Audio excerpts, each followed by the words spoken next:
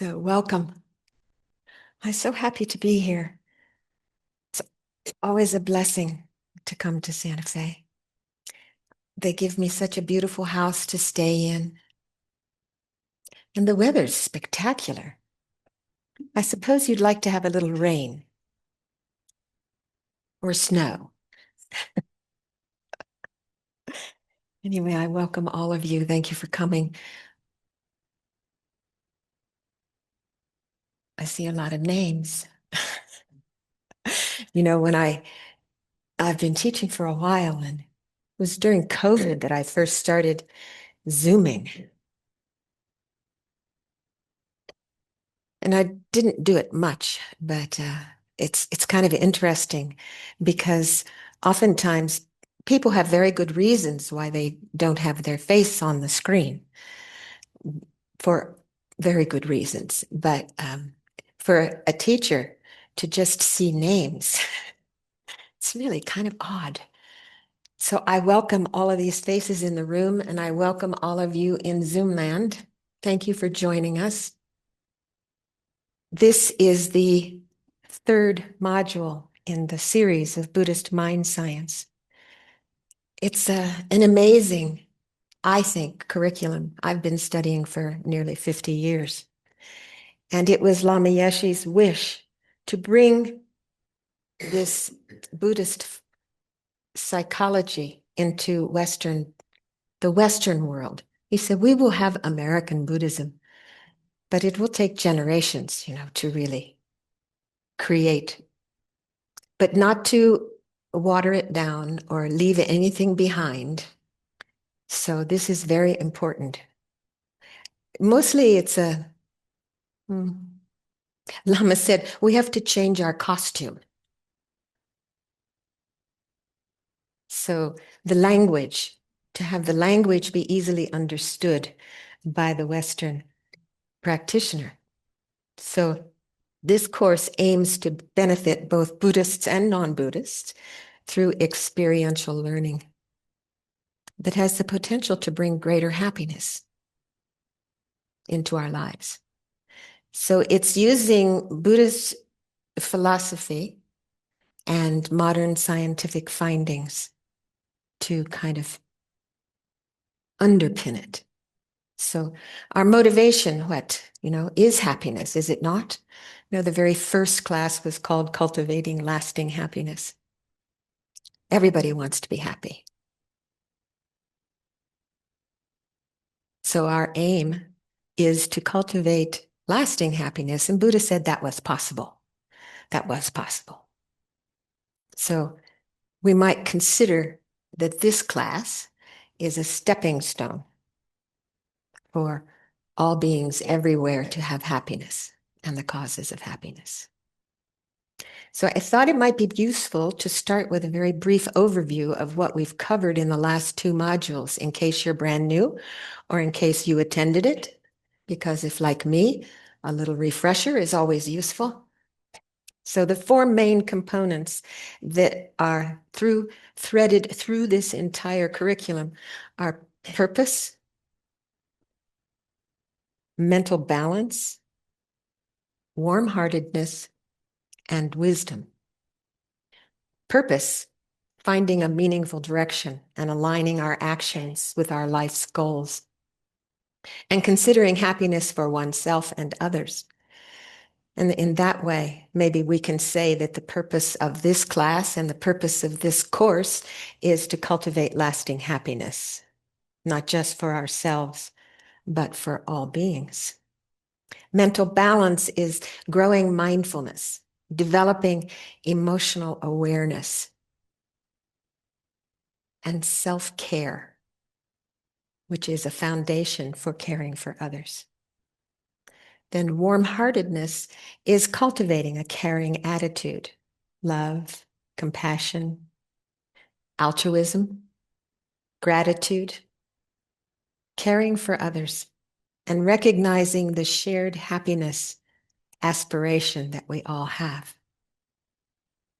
Then wisdom, understanding interdependence and the mind's role in our perception. as well as the nature of reality. What is it? Do we ever even really think about it? What's reality? Scientific research highlights these four components as well, and it shows that having purpose or a meaningful aim contributes to better health and positive emotions. Mental balance and attentiveness reduces stress and improves emotion management. Warm-heartedness and connection fosters supportive relationships and positive feelings. And wisdom with self-knowledge leads to a healthy sense of self and well-being. So from a scientific perspective, the research shows that greater happiness arises from developing inner qualities as opposed to materialism out there, more and more and more. And it's developing these inner qualities that is a skill that can be cultivated. We can grow that. The central theme in Buddhist mind science is that lasting happiness arises through understanding and transforming the mind. Buddha advised his followers not to simply follow his words, but to explore, to analyze, to investigate how the mind fabricates its experience of the world. How does our mind fabricate our experience of the world? You're going to hear me say that again and again, again and again. So happiness is in the mind. What is it that obscures the happiness? Our peace, our contentment. The definition of happiness in Webster's Collegiate Dictionary is a state of well-being, contentment. Contentment is satisfaction, ease of mind. And this is happiness, according to Buddhist philosophy. To have a state of well-being, to be content, to be satisfied, to have ease of mind. So to understand how the mind fabricates its experience of the world, we have to investigate. How do we do that? It's through the power of meditation. Using the tool of meditation opens our awareness to our world of the mind. How our mind, what arises in the mind, why does it arise, how does it arise, and where does it go? What arises?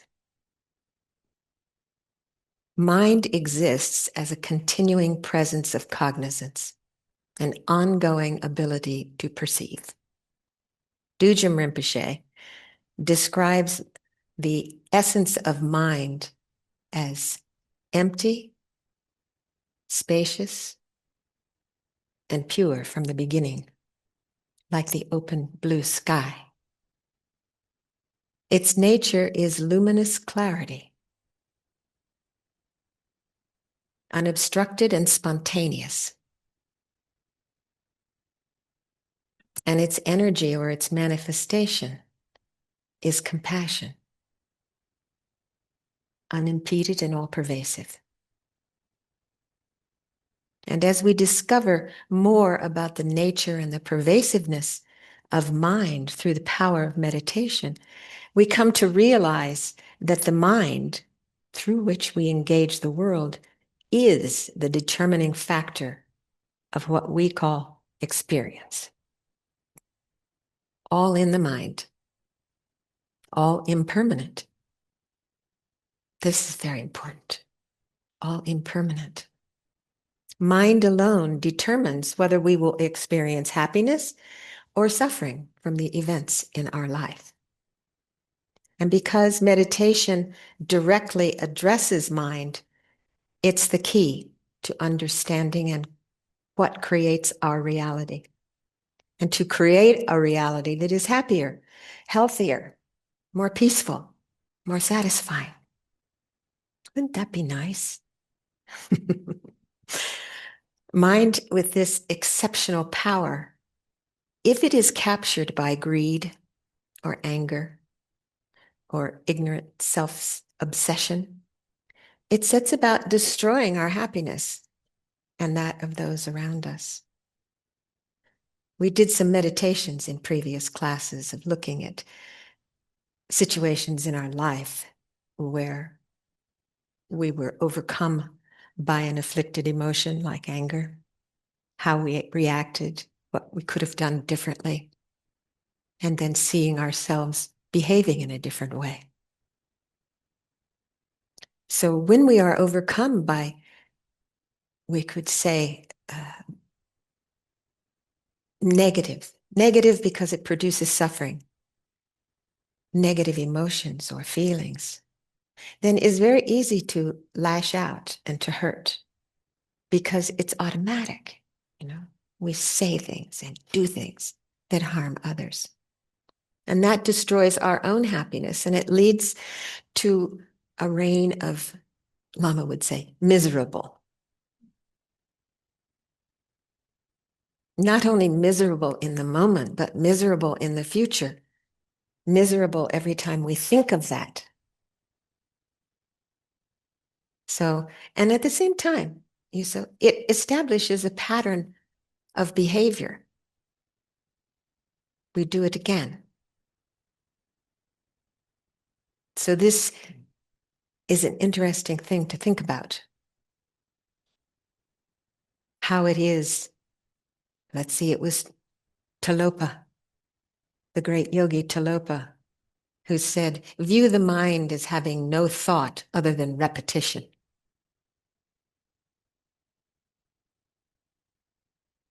If we think of mind as being pure, open, spacious, luminously clear, compassionate, and what passes through it like a cloud, but the sky is always there, clear and open. So this same continuum has the of mind. Sometimes we say consciousness, or yes, this same continuum of mind is capable of the greatest, most far-reaching love, completely free of hatred and attachment, fused with wisdom and compassion, an unstoppable wellspring of happiness, peace, and contentment, and having no boundaries to its joy, and creating beneficial circumstances reflecting that joy. That's what Acharya Geshe Loden described as the enlightened mind. So these are qualities that we have the seed for within us right now. It's not like we're cultivating something that's not within, something outside. No, we have this already. It's a matter of discovering and growing and seeing the benefit. Seeing the benefit then gives us courage to act in ways that continue to perpetuate that. So a mind that's fused with wisdom and compassion. So mind is of supreme importance, and using meditation for both learning about mind and transforming the mind is our job. Happiness is an inside job. So how do we develop a sustainable practice? We're very good at distracting ourselves from suffering. But rarely do we look suffering in the face to determine its cause. Buddha told us the cause of suffering is in the mind. But there also lies the cause of happiness. The path to liberation begins with this recognition. Happiness and suffering are in the mind. So first we begin by intellectually understanding the truth that it is the mind that fabricates our world. We listen to teachings, we study, we intellectually understand that this is true. But to know intellectually is not the same as having the experience. And mind science curriculum emphasizes practice and experience over purely intellectual study. Oh, we're very good at studying. We've been doing it since we were small children. But in my own experience, most of what I learned in school, all the way through college, is now just kind of a vague memory. I've learned over the years that teachings are meant to be put into practice, or they will be forgotten. But once they're put into practice, they become our unshakable truth.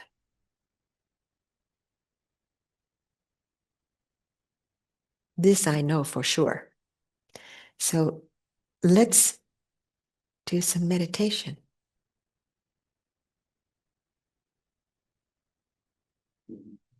It's important to be comfortable. And if you're short, like I am, and in order to have your back straight and your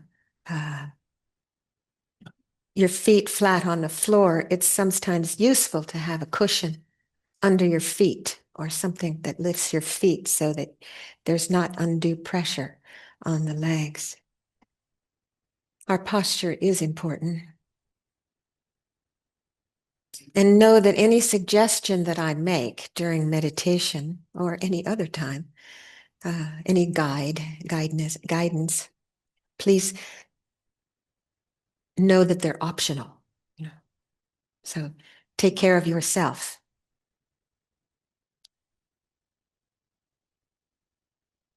So let's take a good seat and sit fully. Our posture is the foundation of our meditation. So encourage the spine to lengthen and straighten.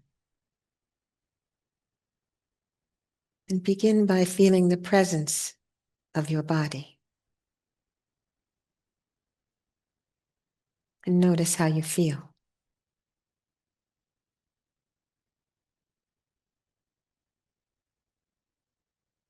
Just recognize, oh, this is how I feel right now. The body feels like this. This is what's happening in the mind. This is the raw material, what is present right now. And we simply notice.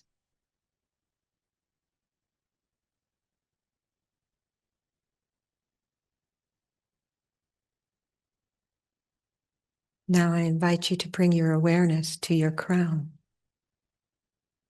And as we begin to bring ease and relaxation to the whole body, imagine there a small sphere of gentle warm light that begins to gently descend down. And feel your brow and around your eyes, your mouth, your jaw. Consciously let everything soften. Give all the muscles permission to relax. With gentle, warm, attentive energy.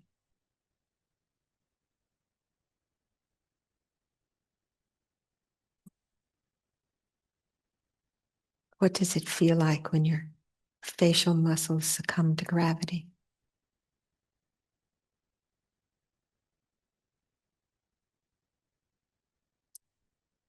Let the gentle warmth flow down into your neck and across your shoulders. Consciously let them drop a little, free from tightness, loosening.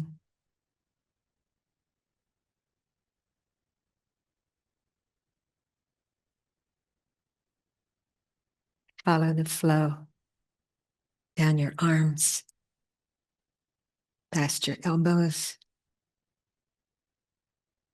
your wrists, all the way to the tips of your fingers.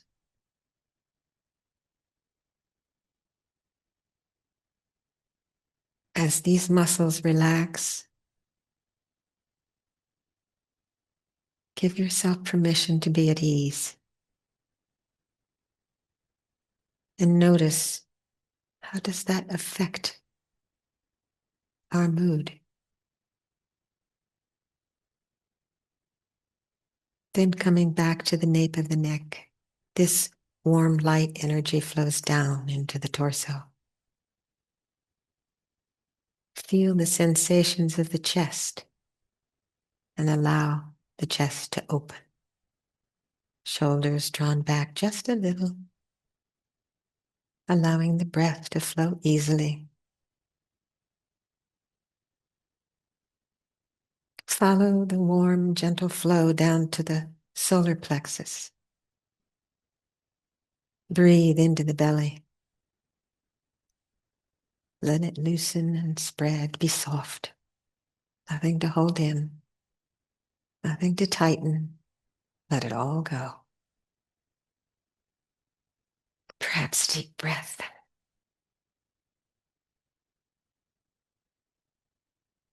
Be conscious of any change in the mood, the feelings. Flowing down into the pelvis through the hip joints. Noticing any tightness or rigidity. Just loosen your glutes and down into your legs as your thighs are softened. Feel this wave of relaxation flowing through the thighs, the knees, to the tips of the toes.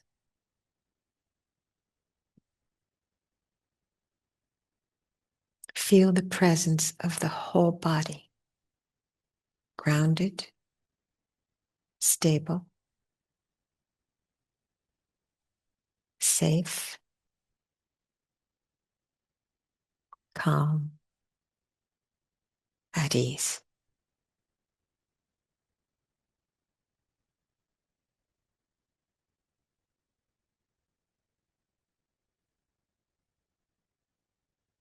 As we train the mind to attend to the present, we turn our awareness to the breath. Notice the body breathing according to its own rhythm. Without doing anything, the body breathes. How wonderful.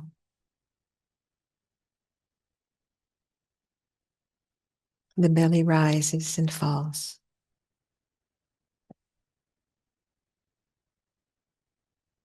The chest gently expands and contracts.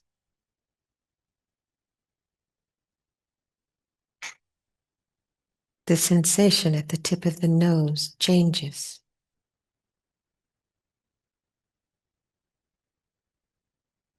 Everything changes. We train attention to focus on the sensation of the breath as its anchor. So please notice where it manifests most distinctly for you. Perhaps the rise and fall of the abdomen, or the sensation at the tip of the nose. Let attention settle right there at that single point.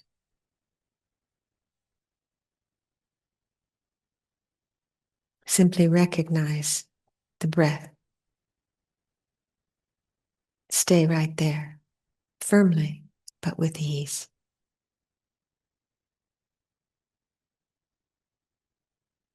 And when attention moves off the breath, simply recognize, oh, attention has wandered. And with patience and gentleness, let go and come back to the sensation of the breath again. Good, ready to begin again. No matter how many times we drift away, each time we remember, we release, we come back to the present. Back to the sensation of the breath as the body breathes. How wonderful. Now we will practice in silence, attending to the sensation of the breath for 5 minutes.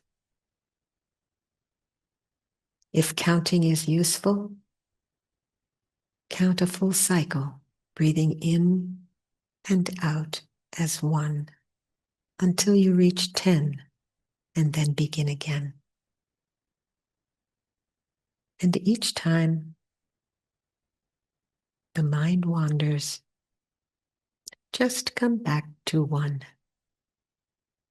Happy to be back again.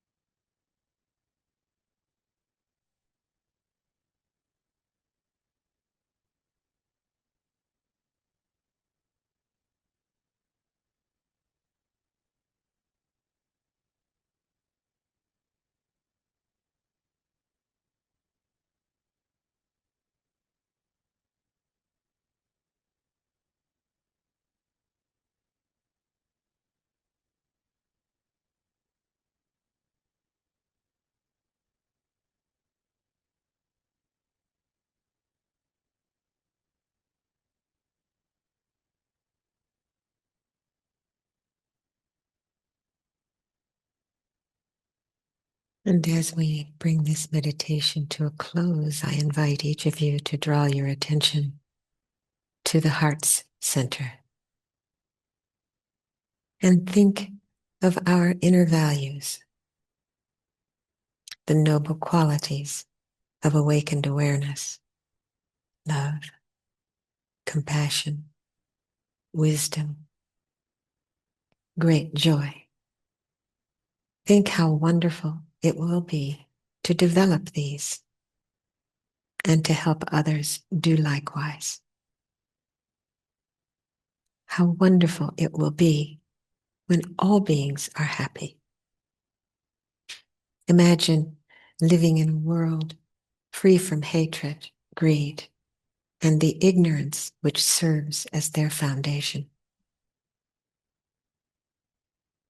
Imagine if every thought, word, and deed was motivated by a wish to help create such a world of happiness.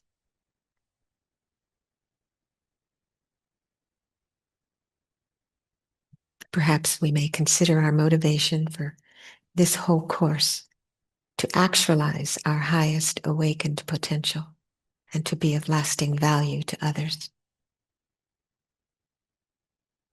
And now, if your eyes were closed, slowly open them and notice how you feel now in this moment.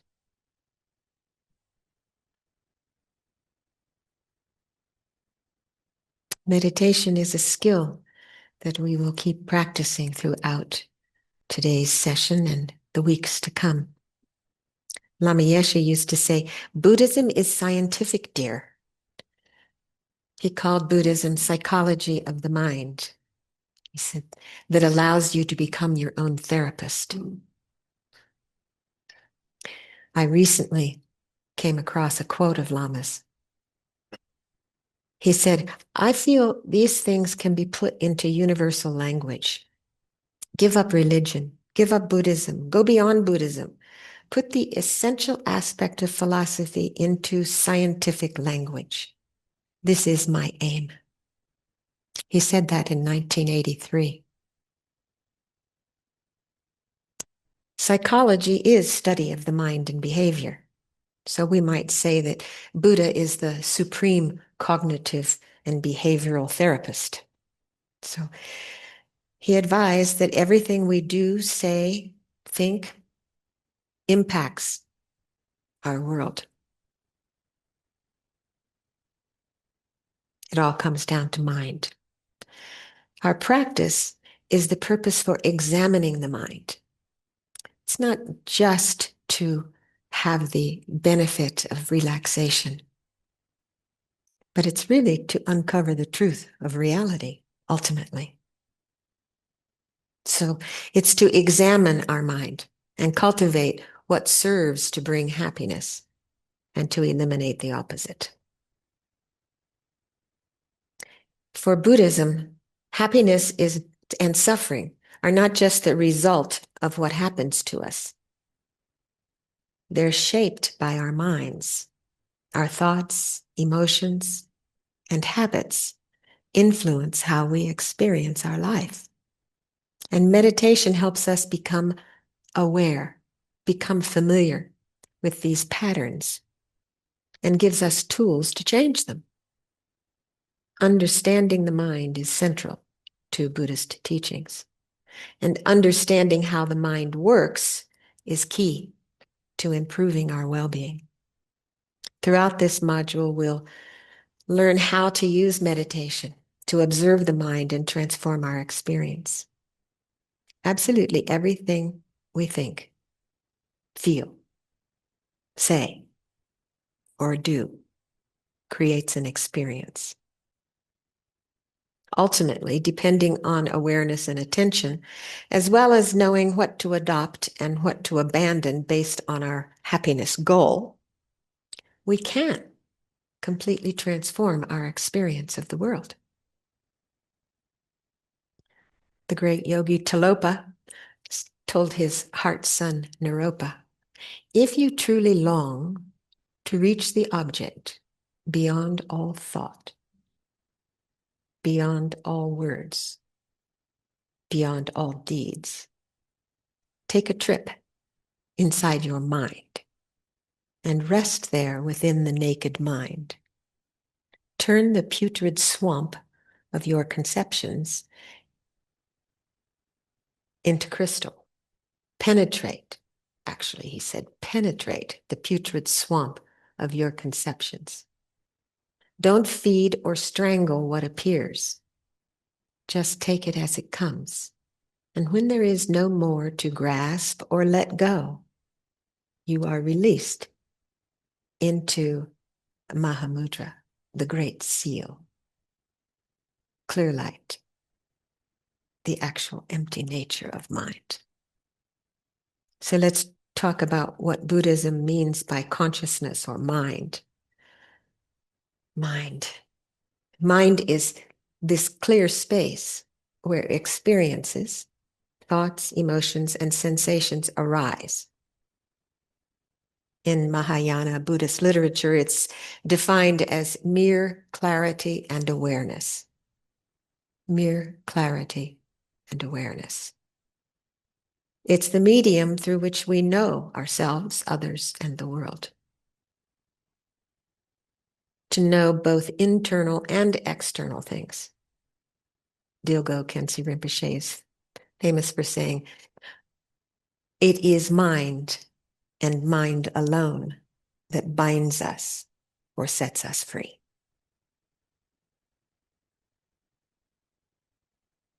In Buddhism, mind and consciousness are often used interchangeably. The Buddhist approach is to understand the mind by directly observing the mind through meditation, not just by studying it externally or philosophically.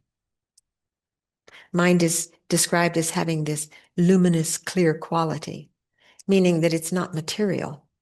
It's more like space, where thoughts and emotions arise, abide, and disappear. The space of consciousness allows experiences to appear, much like reflections in a mirror. The mind is naturally pure. Negative emotions or afflictions are temporary and not part of mind's deepest nature. This is good to know. Temporary. Mind's function is to illuminate, to make clear, and to know whatever arises within it. These two qualities, clarity and knowing, clear awareness, are always present together. The mind helps us sense things like hearing sounds while shaping how we react, making a sound feel pleasant, unpleasant, or simply neutral. And these mental factors might be accompanied by emotions and distractions. Sense perceptions and feelings happen together, come into contact. You sense something, automatically a feeling arises. So understanding that they happen together, examining them, helps us understand how the mind works. The mind's basic nature is always clear and aware. Perceptions, feelings, emotions, and problems are temporary. They come and go depending on causes and conditions. The mind itself remains pure. If we understand what causes problems, we can also stop them. In meditation, when we're vigilant, we witness what arises in the mind. When we are mindful, we see what arises in the mind. We discover the ephemeral quality of appearances, and we have the potential to remain unmoved, not to chase or to run away. There are two kinds of meditation. There's stabilizing and analytical. We practice stabilizing meditation by focusing on an object like the breath. We did that, right? We bring the mind to the breath, focused, stay. You're not like training a puppy. Come, stay. And as soon as he runs away, come, stay. Again and again and again, until the puppy's very happy to just stay. So we do that, practice stabilizing before we focus on mind or objects moving through the mind, before we observe mind directly, using mind as our focal object. So stabilizing our attention is our first job. Meditation is kind of like a microscope to explore our mind. If the microscope, isn't focused, can't really see the object. Or if it's moving, can't really see. So we won't discover anything useful.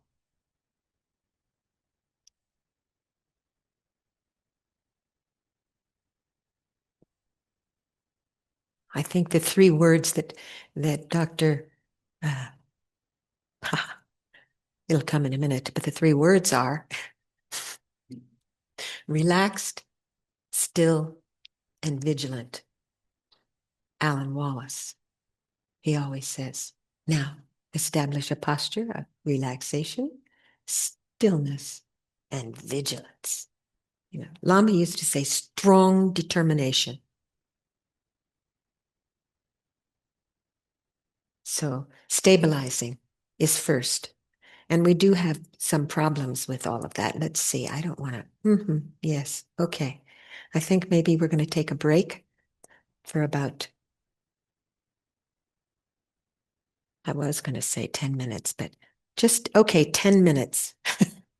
Don't dilly-dally, because we were 15 minutes into getting into this class. And anyway, I'll be sure and cover the main points. But let's take a 10-minute break. Good. So if you're okay, we will continue until 12 o'clock. And I wonder if anybody has any burning questions before we go on. Things you're noodling. Yes, please.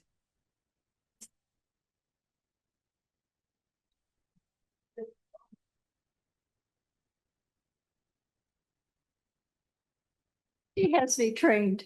This is just really quick. Please. I just love the way you started it. I'm not here to suffer. And I just want to know, really, is that how you always start a class? Actually, no. That's all I wanted to know. But I appreciate that. That just arose in the mind. Thank you. Sometimes we do have an experience of pain when we sit for more extended periods of time. But I personally believe that you will grow into, that I did grow, and we will grow into being able to sit for longer periods of time, but starting short, when we have our practice at home, to often get really excited about going to a retreat or taking teachings, and you think, now I'm going to do it. I'm going to sit for an hour,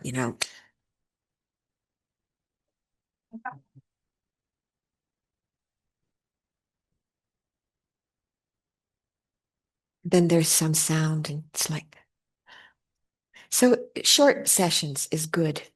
And if you have a short session, then maybe you can make a determination in the beginning that you absolutely will stay. You make that strong determination. And there is a foundation in the Buddhist path, the four thoughts that turn the mind to practice, which is first to begin by how fortunate we are to even have the ability to meet the Dharma, to have this precious life that we have, to have the leisure and opportunity to even question the cause of happiness and suffering. That's very rare. And you know what? That's how quickly we lose it. And we don't know when.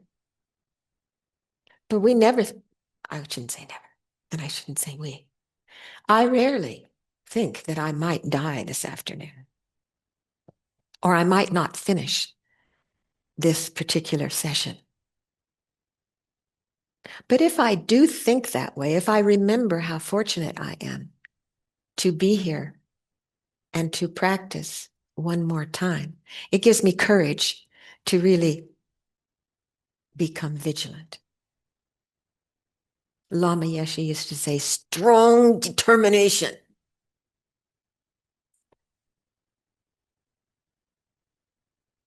And to recognize that everything we do, every word, every thought, every deed matters. Plants a seed on the mental continuum that ripens in the future. So every time we sit, we're planting a seed to awaken. That's the third of the four thoughts. And the fourth is to recognize the suffering of this life, even when it's beautiful. Why? Because nothing lasts. We grab it, it's so lovely. But you know what? It's going to rain on my parade. Sometimes it does rain on my parade. So it's remembering those four thoughts that give us the courage and the impetus to come back again and again and again to our seat, thinking about those every day. Oh, how wonderful it is that I woke up. Thich Nhat Hanh has a prayer. It's so beautiful. He says, I wake up in the morning and smile. 24 brand new hours are before me. I vow to live fully in each moment and to look upon all beings with eyes of love. Now, if every morning you wake up and you look in the mirror and you say that, even if you don't feel like smiling when you first get up, if you say that and you smile into the mirror, you will smile. And it changes your inner being when you smile. So it's really making an understanding that what you have is so amazing. Really, truly amazing. If you think about the sheer numbers of people in the universe, in our world, how many people are actually questioning reality? Most of us react to what's happening out there.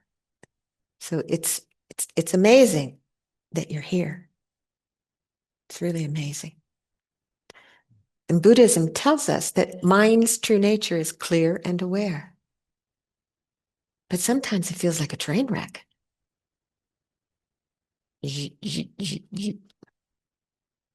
So to be able to settle it, the busier our life, the longer it takes for the salt to go through the hourglass and settle.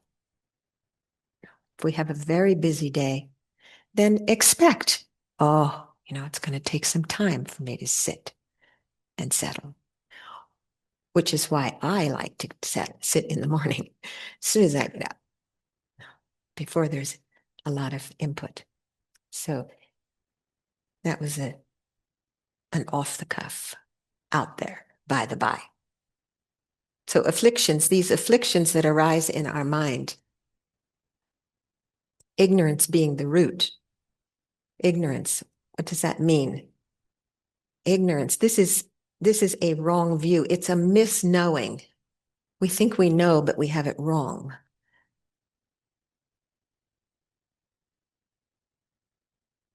I think it's in Lama Tsongkhapa's text that our identity is empty of any abiding, self-sufficient essence because it is conceptually contrived. And the same is true of everything we can think of. But that's not how we view our reality. If we remember that, then we don't take ourselves so seriously. Everything is coming, everything is going, and everything is dependent. So again, Tilopa in his Ganges Mahamudra teachings says, ask yourself, what can ever rest on any fraction of the sky?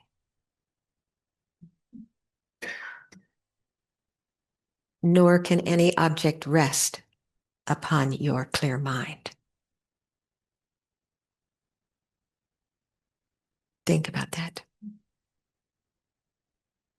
So we're going to sit and practice noticing whatever's arising and seeing if it can rest there, or if I leave it alone, will it simply pass by? So with practice, we notice afflictions when they arise without being overwhelmed by them. And this helps us respond to challenges with greater calm and more wisdom. So take a good seat, please.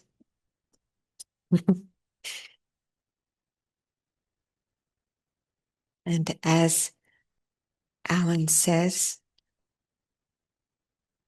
relaxed. And we can very quickly simply do a scan from our crown to our toes. A deep breath, and let it be complete relaxation.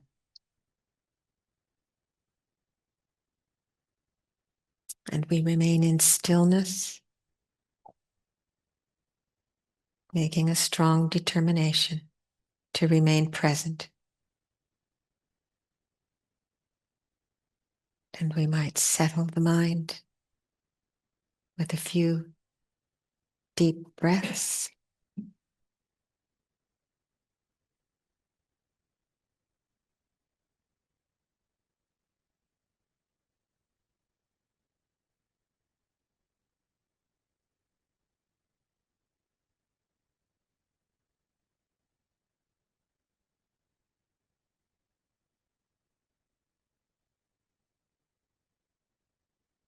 And check your body and mind. How do you feel? And allow whatever arises in the mind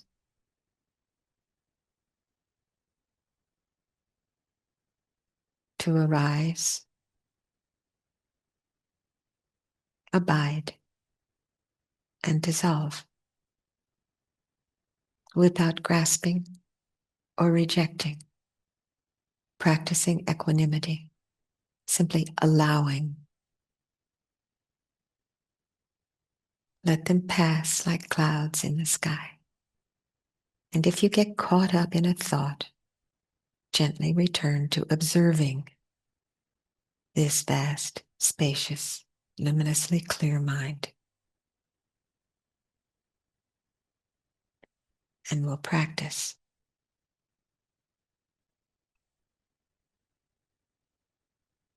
for 3 minutes.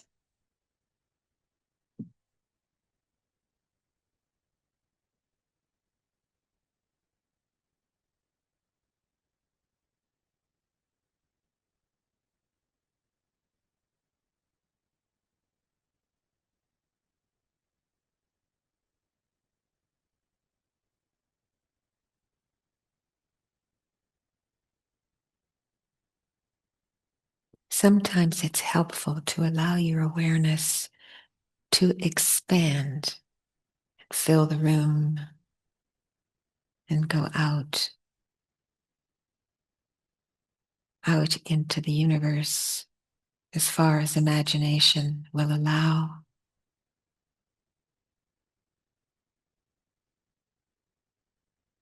And then gradually contract back and rest in its natural place.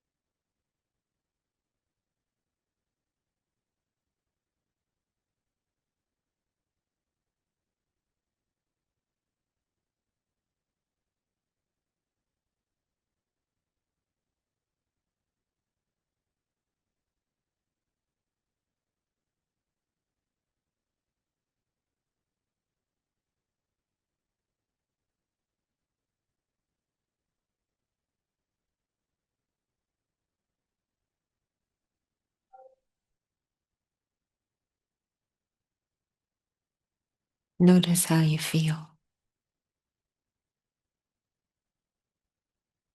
as you open your eyes when you're ready.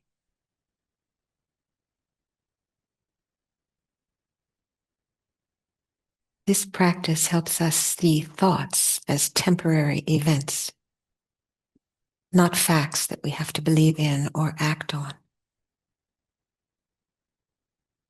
Notice how it is that a thought arises and immediately we think we have to attend to that.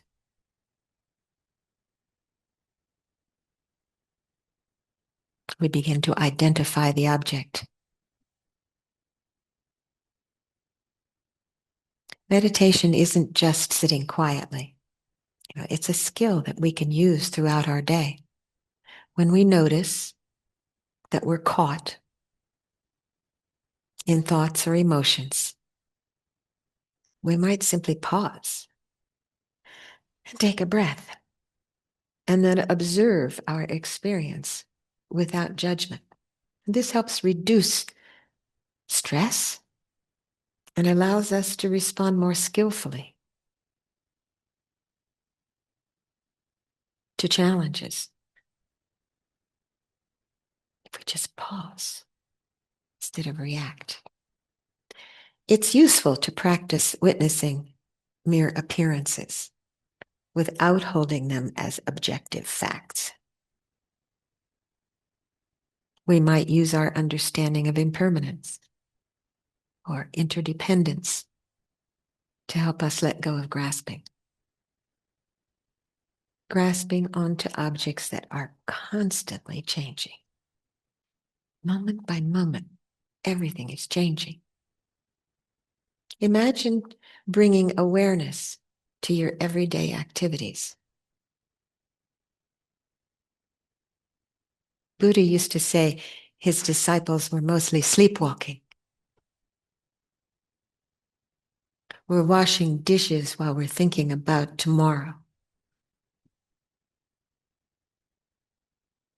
I've heard my children on more than one occasion, faced with a challenging situation, say, "This too shall pass." This understanding allows us space to pause and evaluate, rather than ruminating over and over. What if? Over and over. What it woulda, coulda, shoulda been, if only. Do we do that?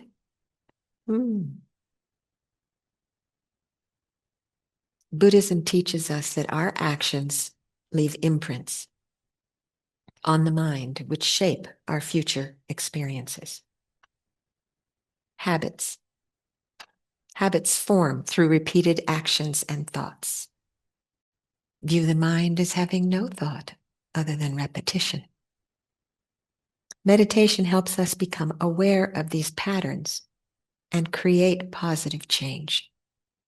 By practicing regularly, we can cultivate habits of clarity, kindness, and resilience. Lao Tzu said, "Watch your thoughts. They become actions. Watch your thoughts. They become words. Watch your words. They become actions. Watch your actions. They become habits. Watch your habits. They become character. Watch your character. It becomes your destiny." Gives me goosebumps. How about questions? Comments? My government teacher used to say, "Anybody have any questions, comments, statements of fact? Fancy? Anybody have anything relevant he or she wishes to say?" Yes, sir.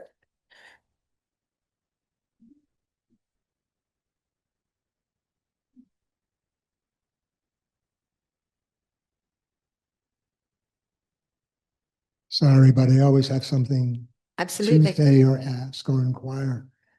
Thank you, You're welcome. first of all. What you brought today, in my personal opinion, is absolutely critical to meditate. That is not something that I've seen encouraged here at TNL over the years. Mm. And it was either last week or the week before, I was thinking, we're out of time. And it would be wonderful if TNL would seriously introduce meditation in a real factual way. And then you show up. How does it get better than that? You see, with our mind, we make our world. Without question. Thank you for inviting me. My pleasure. Anytime, all the time. You don't have to leave, you know. Thank you. That's very kind. Yes, you're welcome.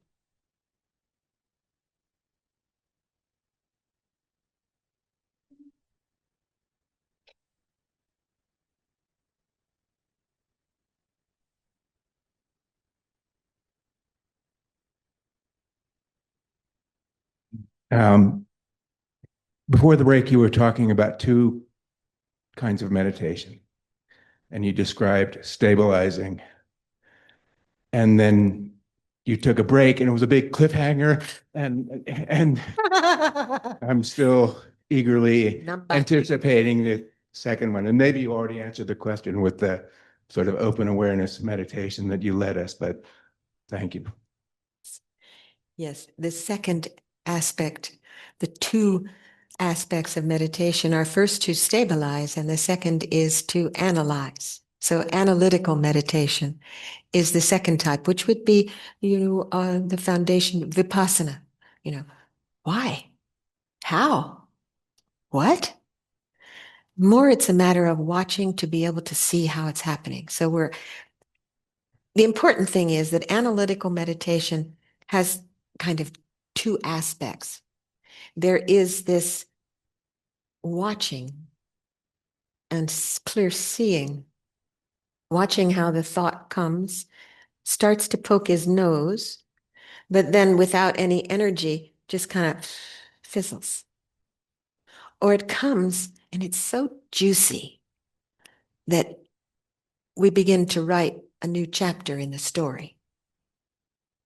So we catch ourselves and we come back. So we're stabilizing. But to try to understand, to see, to analyze, what is the mind? Where is the mind? So these different kinds of analytical meditations we do. But first we have to stabilize the mind.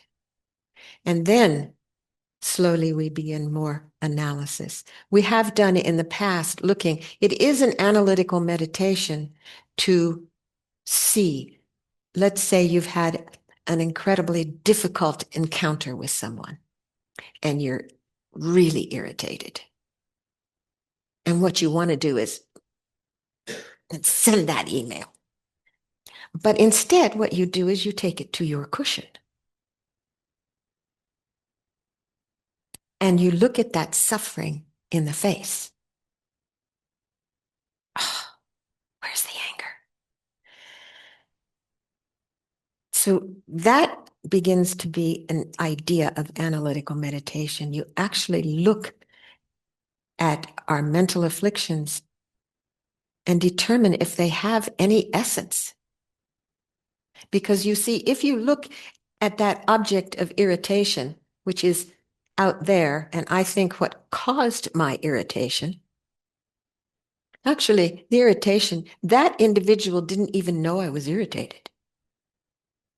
You see, the irritation was mine. And is it pleasant? So look, is it pleasant? No. Do I want to hold it? No. What happens if I act out of it? I produce more. More hatred brings more hatred. See, Lama Yeshe used to say, glue on the opposite. Why? Because it's good for us. We want to be happy. And anger is not a happy state of mind. It's not. You look, you see, then that's the analysis. What is it? How is it? Do I like it? Do I want it? How can I be free of it? So there are so many different practices in the pantheon of Buddhist scripture that we can do to transform mental afflictions that arise. And that requires, study, learning, and then practicing. So the mere looking, if you just look for the anger,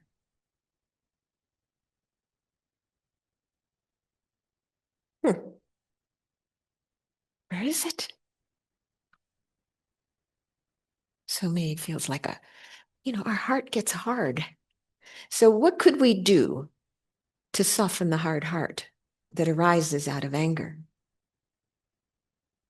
If the anger is addressed to a person, then we can think, wow, just like me, that person wants to be happy. And what if they're doing their best? As we learned in previous modules, you have to have a moral compass. What if their moral compass is broken?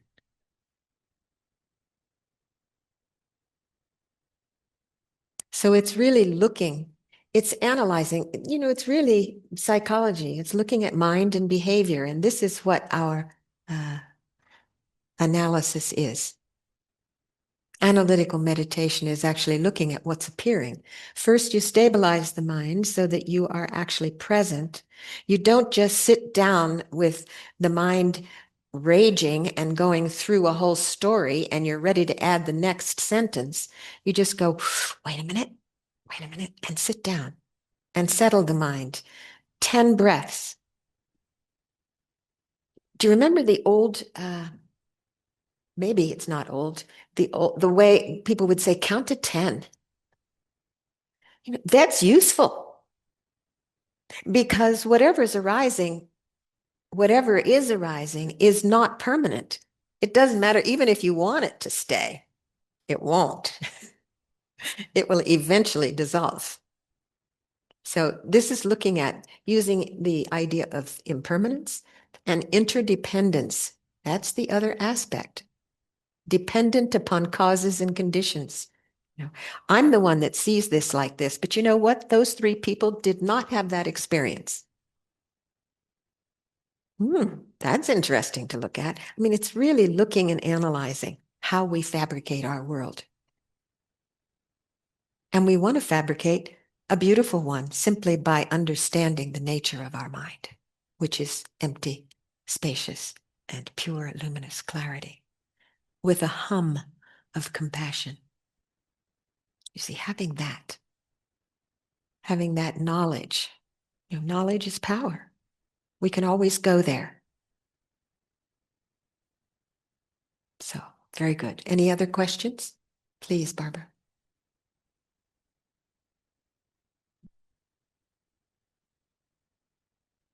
Elaine, thank you. You're welcome. The question that I have, the delusional loops that start, and I oftentimes can recognize them, but then the judgment steps in and you know better, and I really would like to eliminate the judgment. I will get through it to the point of, listen, they're doing the best they can. I'm doing the best they can, but there's a period of judgment, self-judgment that isn't helpful. No. Is it helpful? It is not helpful. No. So Oh, help me out. yeah, okay. Oh, honey, look at you. You're judging this one who has this amazing potential and has met an amazing path. And we have this, you can think about the good things that you have done. wow, I do this and I've done that. And how wonderful it is that I recognized. And how wonderful it is that I see myself judging. Oh, so many people judge. If we can understand that the nature of mind is empty, see, go there. Go there. Mind is empty. This judgment is empty. It's only here because I'm feeding it. So, do you know that story about the two wolves? Mm. The one that keeps returning is the one we feed. So, love and hate. Mm. Feed the love. And do Tonlan on yourself. You know Tonlan? Okay, then. So you think about your teacher, the Buddha, some holy being, someone who you would like to emulate, and you bring them there. And you say, you know what, I'm judging. And you see them smiling at you. Mm-hmm. You say, help me. Okay, so from their heart, they send you this beautiful love. And then allow that to come in. And then there's this small sphere of love right there. And as you breathe, let it be energized and let it grow as you exhale. Let it fill your whole body. And in that moment, think, wow, I am loved. And sit with it. Stabilize. This is stabilizing meditation. So there are many opportunities to take afflicted emotions and say, thank you for showing me where I still have work to do.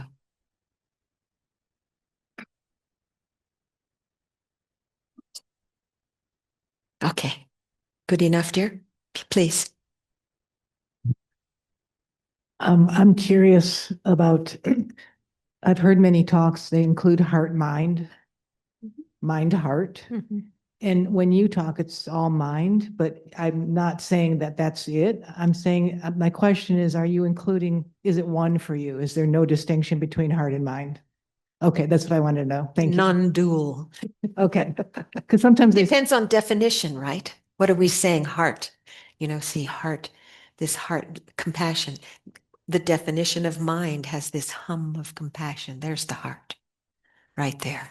yeah, This loving compassion. So it's one. it's all connected. It's all connected. Thank Yeah. you. Yes, thanks. Then there was one comment online. Is there anyone back here? Anyway, there's one comment online that Lorna Hillman shared in terms of morning motivation from His Holiness the Dalai Lama. Mhm. And is it okay if I read it? Yes, please. From His Holiness, today I'm fortunate to have woken up. Mhm. I'm alive. Mhm. I have a precious human life. I'm not going to waste it. I'm going to use all my energies to develop myself, to expand my heart out to others, to attain Buddhahood for the benefit of all sentient beings. I'm not going to think badly about others. I'm going to have kind thoughts about others and be of most benefit to others as much as I can. Fabulous. Fabulous. Thank you for sharing that. Yes, yes, which is the expanded version of I will look on all beings with eyes smiling with love. So, and I wake up this morning and smile. I have these 24 hours before me. Wow. So I'm going to use them. Yes, yes, His Holiness. Yes, thank you. It's very beautiful. Good. All right, then. So if we're new to meditation, it's normal to find it difficult at first, but with a lot of patience and a lot of regular practice, over time it becomes easier. So let's just finish with a short closing meditation, okay?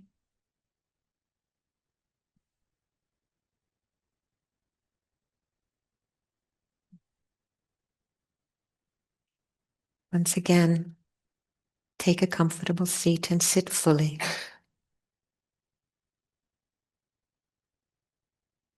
Settling the body and the mind. Relaxed still, and vigilant.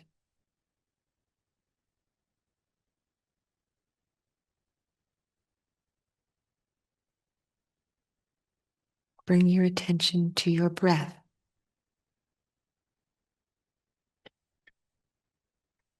Where it is manifesting most distinctly.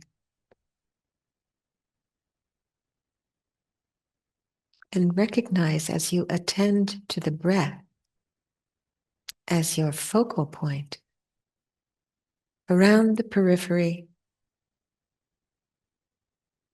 thoughts, feelings, ideas, memories, emotions. It's okay, they will come. It's their job. But our focus is on the sensation of the breath.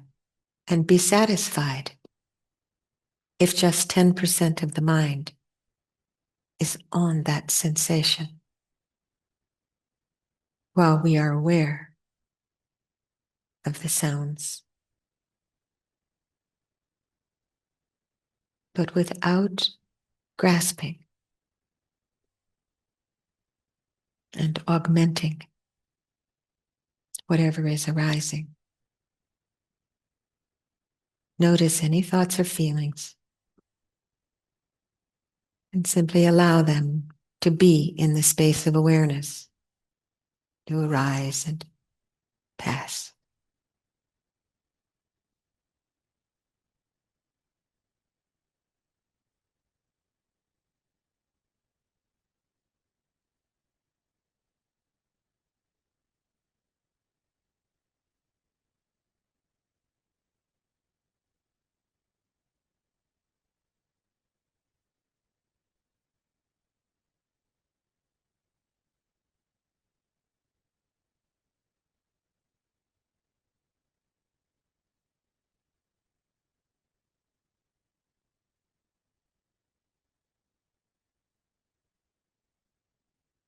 Sometimes it's helpful to have a little inner smile.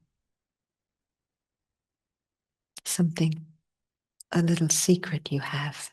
How wonderful.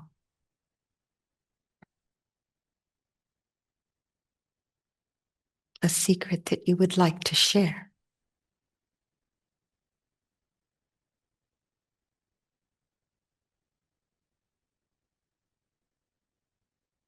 A sense of love, compassion,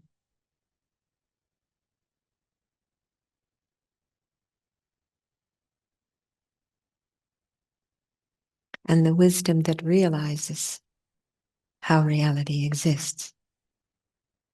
Set an intention to bring this kind of mindful awareness into your daily life.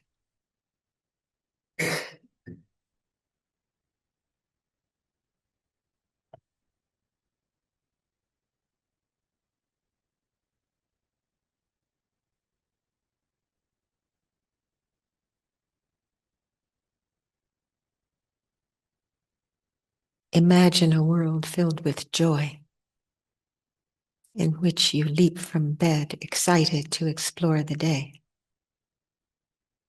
where nature's beauty surrounds you, and everyone you meet inspires you with their generosity and love.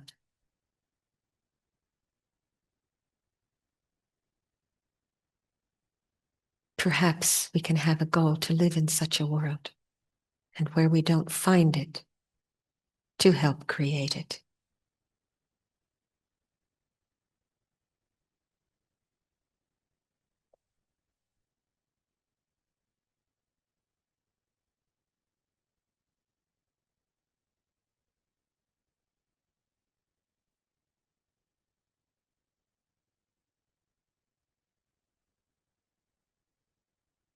So if you were going to summarize somebody on the street, you go home. So what did you learn? What would you say? Think. What would I tell them?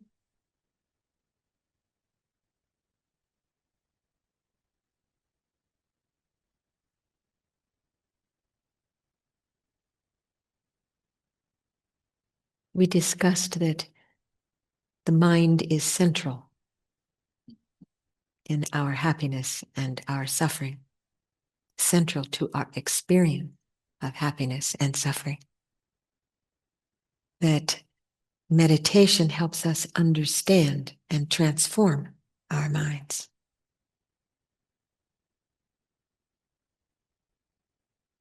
And I will add that even a few minutes a day, a few minutes of daily practice can make a very big difference.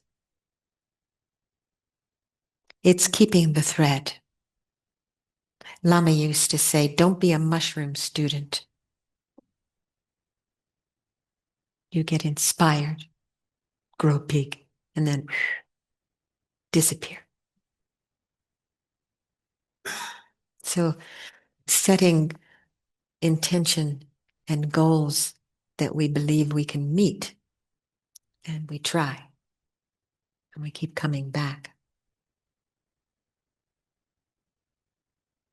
So if everybody's happy, we can dedicate, unless you have another question, we have 5 minutes. But if you're all good, Barbara.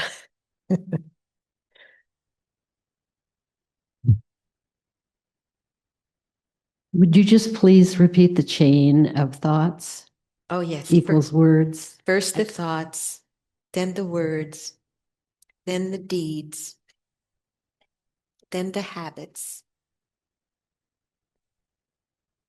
Yes. And then the destiny. Yes. Character. Yes. She said character, and I acknowledged yes. Yeah. Yeah. Did we get them all? Okay. Good. Good. Mm-hmm. Mm-hmm. Could you repeat it one more time? I think. So the thought arises. From thoughts come words, come actions or deeds. Deeds become habits. Habits become character, and character becomes destiny. Lao Tzu. So again, you can look through all spiritual traditions, particularly the Eastern ones, and they all talk about the importance of mind, meditation. The tool, that is the tool. It's very good to study and learn.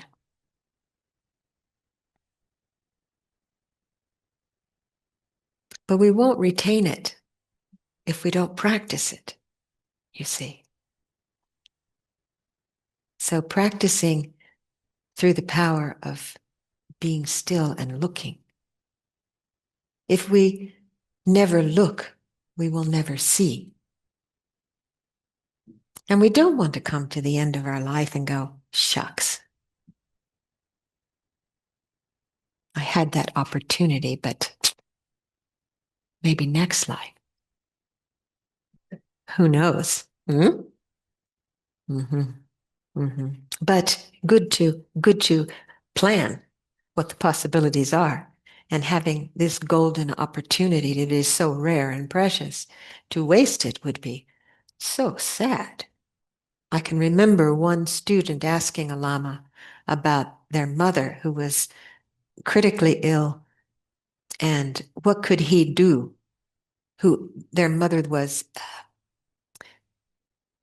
an unhappy person through most of her life. And what could he do to help her in the transition at the death time? And he said, it's too late to change that mind. You know, it's a habit of mind. It's a habit. This look, look at your mind. Look at what is arising. Look how most of the time we are planning the future or ruminating over the past. So pause when you walk to your car. What's in my mind? Am I feeling my feet as I walk to my car? Am I aware of my body and mind in this moment? There are so many different practices we can do to bring our minds to this moment. Lama Zopa Rinpoche used to call it bodhicitta mindfulness. I open the door to liberation. I close the door on suffering. I wash away all the mental afflictions. So like that, we can use our daily life to cultivate this heart, this warm-heartedness, this wise warm-heartedness. So let's dedicate this positive energy that we have created here together, that it might create more loving kind,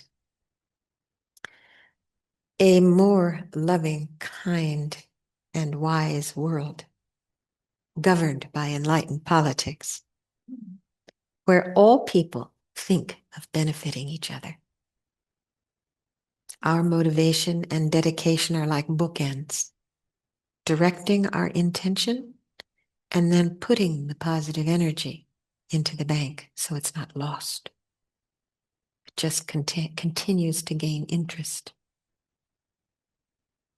So, any personal dedications that you might have? People that have passed away, may they have fortunate rebirths. People who are ill, may they be healed.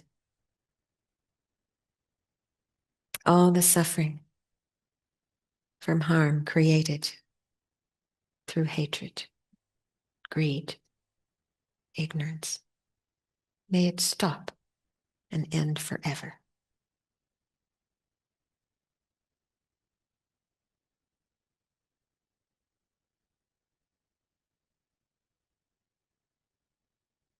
So thank you for attending today's session, and I encourage you to continue exploring these practices.